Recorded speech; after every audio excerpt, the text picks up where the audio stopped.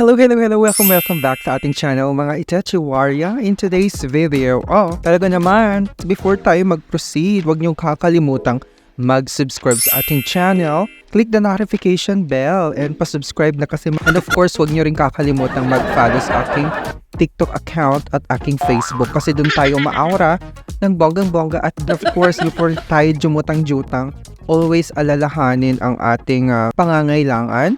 And of course, know the terms and conditions, interest, fees, charges, may mga hidden charges ba yan? Lahat alamin nyo bago kayo jumutang-jutang sa isang pautangan or kahit sa mga legit pa yan na utangan, diba? Parte na yan ng pagiging responsable jutangera. Plentina, yes. Si Plentina, kung familiar na kayo kay Plentina, nakakaloka rin, diba? Alam nyo na, pero alam nyo, madalang ko siyang marinig sa mga jutangeras na naharas daw sila. So wala akong naririnig mga ganong experiences, negative feedback or any complaints from, borrowers ng Plentina. I'm not sure kung ako lang ang hindi nakakaalam.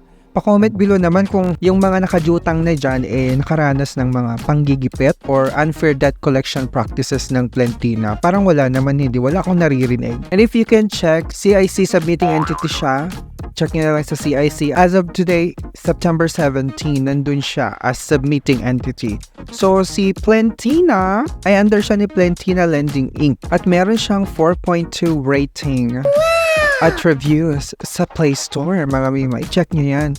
Tapos ngayon, check natin, open natin yung app. Charan! Ayan, so alam ko one of the buy now pay later itong si Plentina na talaga namang underrated, hindi masyadong sikat. Ganun. So ganito siya, safe and easy payments, pay through GCash, GrabPay, or over the counter at any 7-Eleven convenience store. Okay, choose from a large number of online and offline retailers providing a broad spectrum of options for users. And you can get deals from your trusted stores now. Enjoy flat fees and no monthly interest rate. Okay, you can build your national credit score. So I think meron akong account. Try ko mag-login. So kung meron ka ng account, all you have to do is to login using your email address at saka of course yung password mo. Okay, so eto na siya. So nakapag-login ako, Mark Lesser account security is important to us. May ganyan siyang pop-up message. Use only one Plentina account on your mobile device. Never share your email. So may mga ganyan sa reminders. I understand lang. Okay, so eto na siya. So hindi pa nga talaga ako nakapag-try gamitin ng aking Plentina. Okay, pero eto yung mga partners nila So madami din. Pero parang wala akong masyadong kilala. Okay, so unlock buy now, pay later by completing your onboarding. Hindi ko pa pala kompleto. Okay, so ganyan siya. So make sure that your name here is same with your valid ID. So parang i-verify ko lang kasi syempre may account na ako. So all I have to do is to confirm kung tama yung mga information na nandito, diba? So ini-next ko lang yan. Okay, kailangan ko din siyang fill upan to, no? Okay, so na-fill upan ko yung aking basic information. Tapos gusto rin nilang, syempre alamin kung employed ka. So i-yes ko yan. Are you a regular full-time? Yes. Salary frequency, syempre twice a month, diba? Quincenas katupusan tayo. Okay, so next lang, no paperwork here, sabi niya ganun. Plentina performs analysis with your information to provide you exciting loan offers. Okay, but in order to build your credit score and give you a better user experience, we need your permission to grant us access to the following. Okay, kailangan nila device info and apps, tapos yung location. So we will keep your data secure naman daw and we won't use your data without your permission. Tapos click ko lang yung grant access. Say, only this time ko lang siya. Kasi ngayon pa lang naman ako mag-unlock ng aking credit limit. Okay, take the Plentina Money Challenge. Are you smart with money? May ganoon, may pa-survey sila.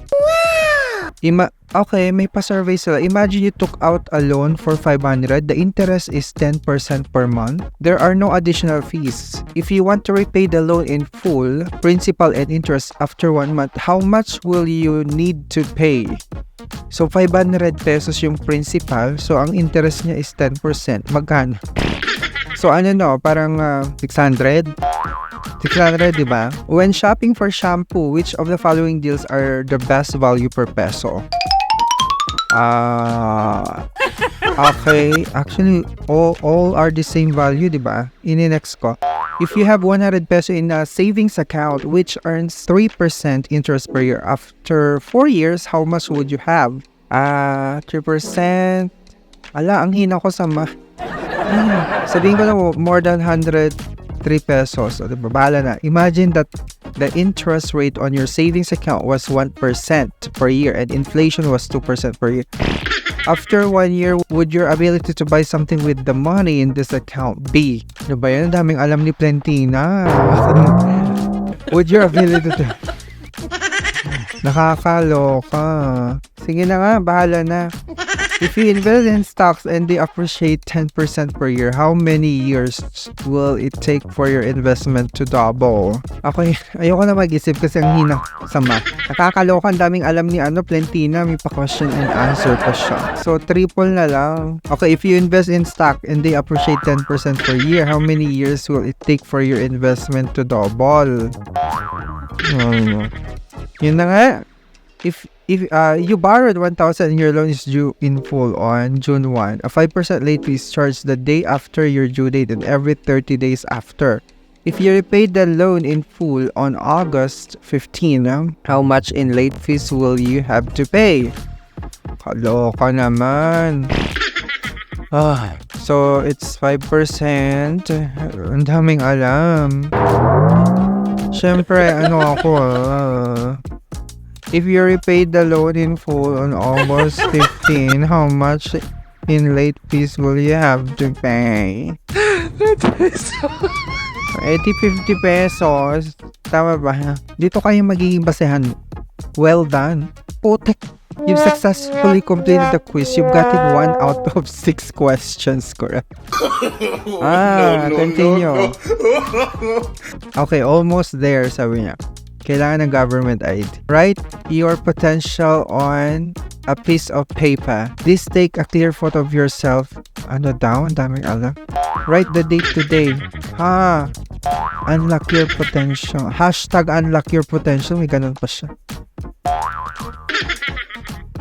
Ayoko magsulat-sulat. Ang daming ka-artehan. Okay na to.